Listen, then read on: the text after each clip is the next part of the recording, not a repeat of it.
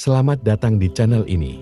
Kali ini saya akan menceritakan sedikit tentang Pura Sudamala, Pura Tirta Sudamala, yang tepatnya berada di Desa Pekraman Banyuasri, Buleleng, Singaraja, Bali. Sejarah Pancuran.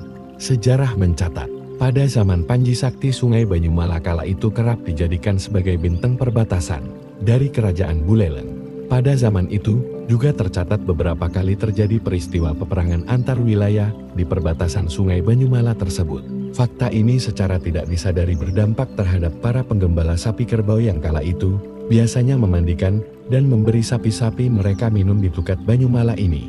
Banyak yang mati akibat tercemarnya air sungai yang bersumber dari bangkai dan mayat-mayat manusia yang telah membusuk yang mencemari hampir sepanjang aliran air di Tukat Banyumala. Pada suatu ketika diceritakan adanya peristiwa yang maha penting di desa Banyumala Tukat Banyumala, yaitu terjadi sebuah ledakan yang cukup besar yang terdengar hingga mencapai radius 500 meter.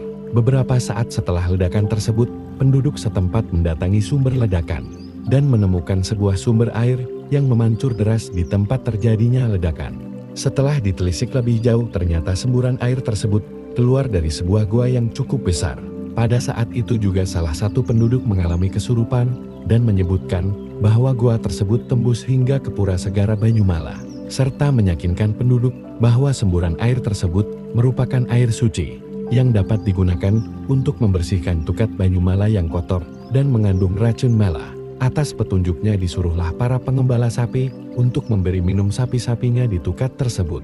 Setelah sebelumnya beberapa penduduk diperintahkan untuk mengambil dan menuangkan air dari pancoran ke hulu Tukat Banyumala di desa Jembong.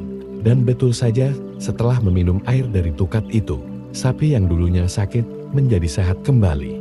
Demikian juga seketika racun yang terkandung di sepanjang aliran Tukat Banyumala sirna, jernih dan bersih kembali. Mengingat kejadian tersebut, maka sejak saat itu penduduk Banyumala mulai banyak yang mengambil air dari pancuran tersebut.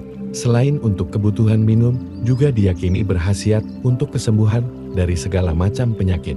Sebutan Pura Tirta Sudamala sejatinya berawal dari keinginan krama desa Banyuasri.